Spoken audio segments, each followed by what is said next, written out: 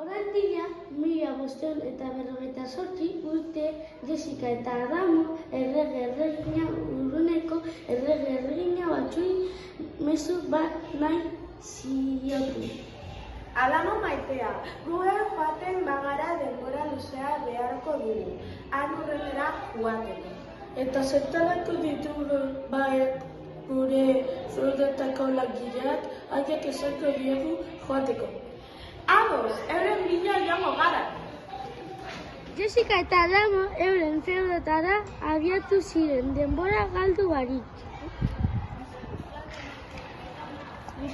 Aurrerago! Zain nahi duzu? Zerboko lana utzi, bidaia joan. Nora joan behar gara? Urrutako leku batera itsasortzizko Bai, egunak beharko ditugu araño heltzeko.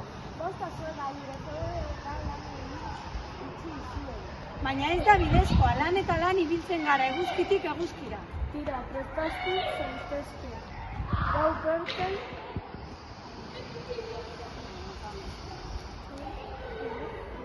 Urteak aurrera joan ziren eta Jessica eta Adamoren erreinua Al-Andaluzeko hiri bat bihurtu zen. Musulmanek ziren orain lurralde horren jabeak. Kaixo ere nindora zoaz. Mezkitara joango naiz. Ala jaikoari otoiz egitera. Areli eta Marian denbora luzez ibili ziren itxirekin topatu arte itxi zaldi baten gainean igota itxaron zituen. Kaixo neska, bidea zaldi jokatuko dugu. Zein ondo, nekatutzaren duen alduzko. Hiru neskak meskitara heldu ziren eta bertan Joseli zegoen zain. Kaixo neska, otoiz egingo duzue?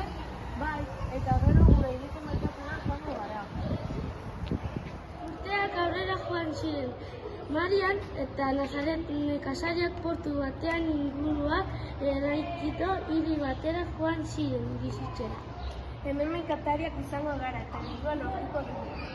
Orain burgesa gara. Nazaret eta Marian portuan zeuden bitartean honelako elkarrizketa entzun zuten. Kaixo errege, Cristobal Colón Indiara beste bide batetik joan nahi. Indiara beste bide batera joan nahi duzula? Bai zera. Bai, bidea laburra izango da. Lurra laua da eta erorriko zara. Dirua baino ez dut nahi. Nik ez dizut bidaia egiteko dirua emango. Nazaret eta Marian argituta geratu ziren entzundakoarekin. Txoratuta gau. Bai, Indiara joateko bide bakarra, Afrika inguratzea da. Aurrera joan ala Cristobal Colón Gazteleko erregei kontatu zien egin nahi zuena. Tira, dirua emango dizugu. Bai, baina ez dago sozio.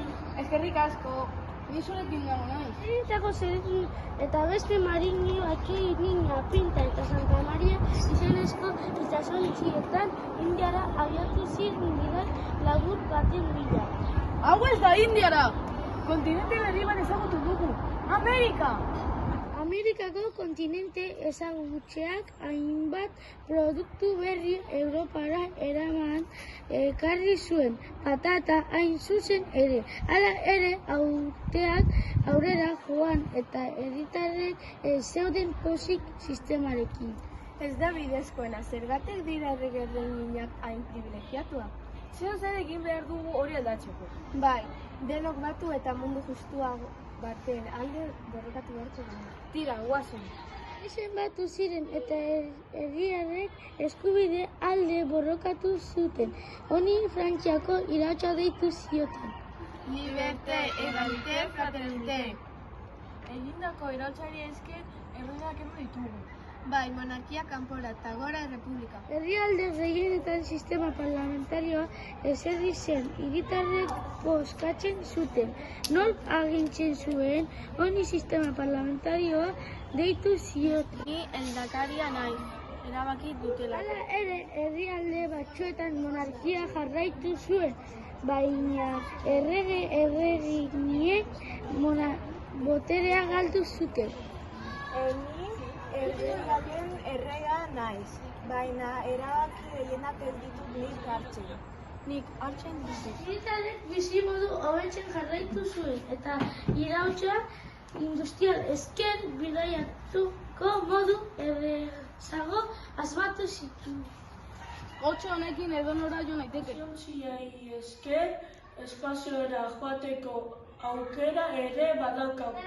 Egun horrela bizi gara, seguruenik mundu aldatzen jarraituko dute. Eta